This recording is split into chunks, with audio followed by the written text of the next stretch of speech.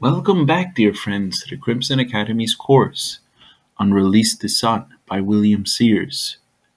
In this section, dear friends, we'll be covering Chapter 13, The Scourging at Tabriz. The Bab was subjected to a closer, more rigorous confinement at Shihriq. The Prime Minister gave strict and explicit orders to the warden, Yahya Khan, who was a brother-in-law of the king. He told Yahya Khan that no one was ever to enter the presence of the Bab. There were to be no exceptions to this rule. The warden was warned to profit by the failure of Ali Khan at Maku and never to disregard the orders he had received, even for a minute, if he valued his life. Yet, in spite of this open threat to his own safety, Yahya Khan found himself powerless to obey. He too soon felt the fascination of his prisoner. He forgot completely the duty he was expected to perform. Love for the Bab claimed his entire being, until he would have preferred to be slain rather than to cause him the slightest discomfort. The villagers who lived in Shihriq were more fanatic in their hatred of the Bab than those who had lived at Maku. But they also gradually fell under the transforming influence of his presence. The spirit which he radiated was a life-creating thing. It changed hate into love, enemies into friends. This is confirmed by the following historical account. His qualities were so rare in their nobility and beauty, his personality so gentle and yet so forceful, and his natural charm was combined with so much tact and judgment that after his declaration he quickly became in Persia a widely popular figure. He would win over almost all with whom he was brought into personal contact, even converting his gaolers to his faith and turning the ill-disposed into admiring friends. The size of the crowds who had visited him at Maku was dwarfed by the number of those who flocked to him at Shihriq. Yahya Khan would not refuse admittance to anyone who wished to see him. So many sought his presence that there was no room to accommodate them all. They had to be housed at Old Shihriq, an hour's distance away. M. Mochenin, who was on duty for a foreign organization in that region, says in his memoirs, "The multitude of hearers was so great that the court was not large enough to hold them all. Most of them stayed in the streets and listened with religious rapture. Whatever provisions were required for the Bab were purchased in Old Shihriq. One day honey was purchased for him. The price seemed exorbitant. He refused it and said honey of a superior quality could no doubt be purchased at a lower price. It behooves you in all your transactions to follow in my way. You must neither defraud your neighbor nor allow him to defraud you." He insisted that the honey be returned and one better in quality and cheaper in price be bought in its place. During those days, a dervish walked all the way from India to seek the Bab. As soon as he met him, he embraced his faith. He told the following story. "I was an official in India, occupying a fine position. In a dream, a young man gazed at me and won my heart completely. I arose and started to follow him. He looked at me intently and said, 'Divest yourself of your gorgeous attire. Depart from your native land and hasten on foot to meet me in Azerbaijan. In Shihriq you will attain your heart's desire. I followed his directions and have now reached my goal. This fulfilled the words of the prophecy given for the last days, that man should come from the far places, guided by the Spirit, until they met their promised one. This, but, this was but one of many remarkable events which followed upon each other with swift succession. They caused the turmoil in Shihriq to eclipse that of Maku. A continuous stream of seekers and followers flowed back and forth through this old prison city. Men of distinguished merit, eminent members of the clergy, and even government officials were openly and rapidly embracing the faith of the Bab. One of the most outstanding literary figures of the land, who was also a high government official, accepted the Bab's teaching and devoted both his person and his pen to the spreading of his faith.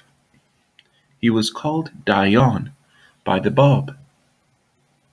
Previously, Dayan had denounced the Bab and his message. Then one night he had a dream, after which he wrote to the Bab saying, I have definite things in my mind. I request you to reveal to me their nature. A few days later he received a reply penned by the Bab, in which he described the dream and revealed the exact words that were in Dayan's mind. The accuracy of that reply brought about his complete conversion. He went on foot to the mountain to meet the Bab. The meeting excited in him a fiery ardor which lasted to the end of his life. The Bab knew that the hour of his deeper affliction was approaching. He told all of his followers who had gathered in Shihriq to disperse and to return to their most important work, teaching. He instructed the believer from India to return to his native land and work unceasingly for the spread of the faith. He obeyed the Bab at once, and alone, clad in simplest attire, staff in hand, he went down the mountainside and walked all the way back to his own country, teaching in every village along the way. Calmly the Bab waited for the inevitable edict of Haji Mirza Aghasi. It was not long in coming when the news of all these startling events reached the capital. The Prime Minister was violent in his anger. He had failed again. He knew he must not fail a third time. He demanded that the Bab be transferred at once from the prison to the city of Tabriz. Strict orders were given to avoid any contact with those towns to which the Bab's influence had already spread. He was to be brought to Tabriz by an unexpected route, by way of the village of Urumiyeh. Such a secret, however, could not be kept. On his arrival in Urumiyeh, the Prince Malik Qasim Mirza respectfully received him, and gave the Bab a guard of footmen to hold back the gathering crowd. The people were crushing against each other in their eagerness to catch a glimpse of so marvelous a prisoner. Arrangements were made for the Bab to go to the public bath. The prince was anxious to test the power and courage of his guest, having heard such wondrous tales about him. He ordered his groom to offer the Bab one of his wildest horses to ride. The groom feared that the Bab whom he loved might suffer harm from this untamed animal. He secretly approached the Bab and told him the story and tried to induce him to refuse to mount this steed. "It has already overthrown the bravest and most skilful of horsemen," he said. "Fear not," the Bab replied. "Do as you have been bidden, and commit us to the care of the Almighty." The villagers learned of the plan of the prince. They filled the public square the next morning, eager to witness the test and learn what would befall the Bab. The wild horse was brought from his stable. The bridle was cautiously given to the Bab by the frightened groom.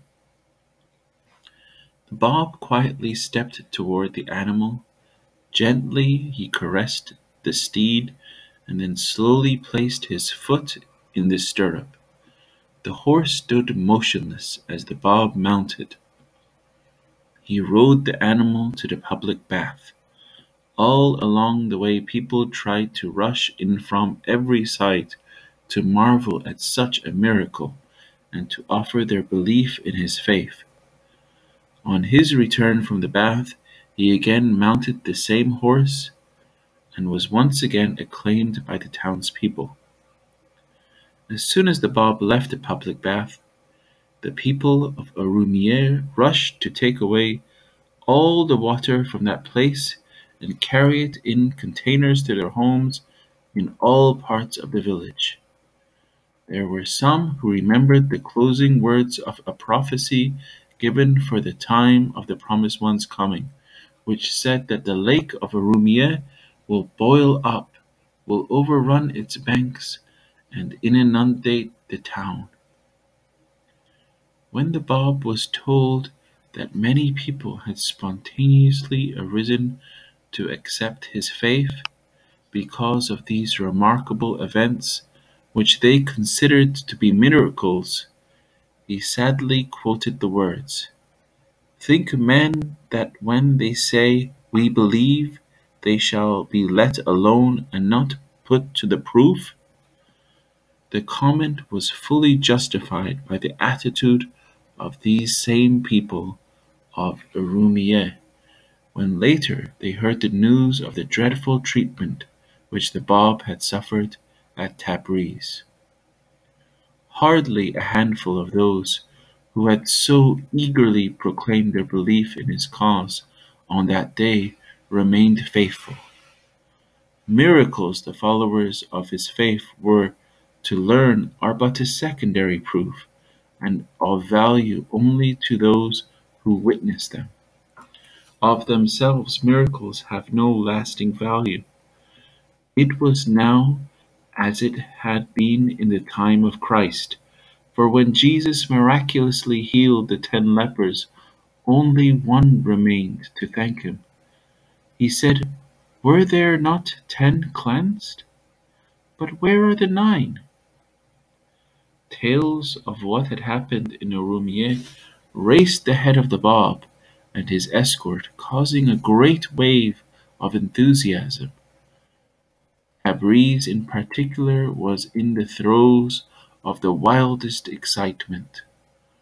Word of the Bab's coming ignited the imagination of the people and roused the fierce animosity of the religious leaders. Such was the fervor of the public feeling that the authorities decided to confine the Bab in a place outside the gates. Precautions were taken, warnings were published, restrictions were enforced, yet all these only served to aggravate a situation which had already become critical. The Bab had captured the fancy of the people, and nothing the officials or clergy could do was able to diminish their ardor. Haji Mirza Aghasi issued an order from the capital. He demanded that all the leading religious dignitaries, as well as the government officials, hold an immediate gathering. His words made clear the grave nature of the crisis. The religious leaders, he said, must decide at once upon the most effective measures for extinguishing this fire which the Bab had kindled. They must bring to an abrupt end the Bab's power over the public. There must be no mistakes.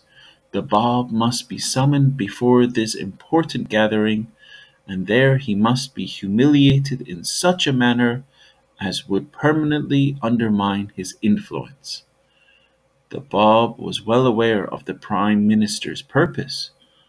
On the second night after his arrival in Tabriz, the Bab told his friends that on the morrow, in the presence of the king's eldest son, the assembled religious leaders and the notables of the city, he would publicly proclaim his mission. The meeting was arranged according to the plan of the Prime Minister. It took place in the residence of the governor. An officer of the army was sent to bring the Bab into the presence of the gathering. Already a multitude besieged the outside entrance. Crowds had been waiting since early dawn to catch a glimpse of the Bab's face. They pressed forward in such large numbers that a passage had to be forced through the crowd for the Bab to enter. When he came into the hall, he saw that every seat was occupied, except one, which had been reserved as the seat of honor for the heir to the throne, the king's son. The Bab courteously greeted the assembly. He knew they planned to humiliate him by making him stand. Without hesitation, he walked to the seat of honor and sat down. A silence, long and intense, fell over the gathering. Their plans had been frustrated, and their anger was apparent in their faces. At last the stillness was broken by the presiding officer of the meeting. "Who do you claim to be?" he asked the Bab. "What is the message which you have brought?" It was the story of Christ retold. When Jesus was taken into the judgment chamber before the priests with their pre-planned investigation, he was asked, "Art thou Christ?" He replied, "I am." There could be no longer remain any doubt of his mission. In like manner, with similar words, the Bab replied to this assembly, which also wished to hear him condemn himself by making this staggering claim. 3 times he repeated it in their presence. "I am," exclaimed the Bab. I am the promised one. I am the one whose name you have for 1,000 years invoked, at whose mention you have risen, whose advent you have longed to witness, and the hour of whose revelation you have prayed God to hasten. Verily I say, it is incumbent upon the people of both the East and the West to obey my word and to pledge allegiance to my person. A witness to that stirring event has said, immediately after he declared himself to be the promised one, a feeling of awe seized those who were present. The pallor of their faces betrayed the agitation of their hearts. It was recorded of that meeting in yet another place. The majesty of his gait, the expression of overpowering confidence which sat upon his brow, above all, the spirit of power which shone from his whole being, appeared to have for the moment crushed the soul out of the body of those whom he had greeted. A hush fell over the hall. At last, unable to bear the tension any longer, one of the assembly arose and shouted angrily at the Bab, "You wretched and immature lad of Shiraz, do you wish to arouse a turmoil here?" The Bab turned to the presiding officer. "Your Honour," he said, "I have not come hither of my own accord. I have been summoned to this place. The authorities asked no truly sincere questions about his mission or his teachings. Instead, they indulged in a series of insulting and flippant inquiries which had nothing to do with his faith, but were designed solely to humiliate their prisoner. After patiently bearing their abuse and insults throughout the session, the Bab quoted their own holy book to them, saying, 'Praise be to God, the Lord of all the worlds.' Immediately after, he arose and abruptly left the hall. At once the religious authorities began to spread the most unfavorable and false reports of the Bab's part in that trial. They said his answers were both childish and unsatisfying, that they were not even the replies of a sane man, let alone those of a promised Redeemer. Fortunately for history, two European scholars, following much investigation, have preserved an unbiased account of those proceedings. The first was Dr. T. K. Cheney, a Christian clergyman and student of that period. He has written, "As for the Moslem accounts of the trial, those which we have before us do not bear the stamp of truth. They seem to be forgeries. Knowing what we do of the Bab, it is probable that he had the best of the argument, and that the leaders and functionaries who attended the meeting were unwilling to put on record their own fiasco." The second was Professor Edward Granville Brown of Cambridge University. He called the questions which these religious leaders had asked the Bab frivolous and even indecent.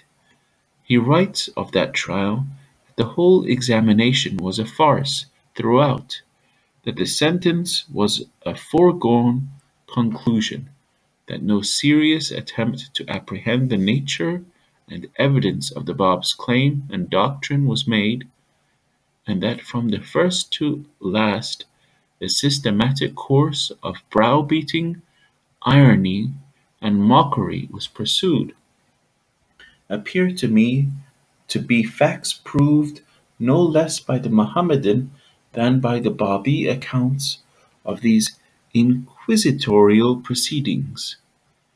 Even the presiding officer at that gathering, Haji Mullah Mahmud, was displeased at the way the priests had conducted that meeting. He did not wish his name associated with it. "How shameful is the discourtesy of this people," he said. "What possible connection could there possibly be between such idle questions and the honest consideration of such an important issue as the Bab's claim?" A. L. M. Nicholas, referring to an earlier inquisition of the Bab by such hostile religious leaders, says they conditioned their belief in his truth by his ability to explain three miracles to them. How could the Imam Javed travel in the twinkling of an eye from Arabia to Persia in the body? Number two, how could the Imam Ali be 60 different places at once, at one instant? And third, how did the heavens revolve rapidly during the reign of a tyrant and slowly during that of an Imam? It was the solution of these inanities, says Nicholas, that they proposed to the Bab. I shall not dwell on them any longer. One will easily understand the emptiness and arrogance of all those minds. The Bab was brought to the home of Mirza Ali Asghar, the head of the religious court. He was given over to the governor's bodyguard for humiliating punishment. The guard refused. "This is not a government affair," he insisted. "It is the concern of the clergy." Impatient at the delay, Mirza Ali Asghar himself decided to inflict the punishment upon the Bab with his own hands. It would then be done, and at least the Bab's triumph would appear less spectacular in the eyes of the people. Just as Jesus had fallen under the scourge of Pilate following his examination in the judgment hall, where he proclaimed himself as the Redeemer of men, the Bab was also subjected to the same indignity following the same trial and the same great proclamation. 7 times the rod of the bastinado was applied to his feet. He was struck across the face with one of the blows. It caused a great wound. Dr. Cormack, an English physician who was residing in Tabriz, was called to treat the Bab.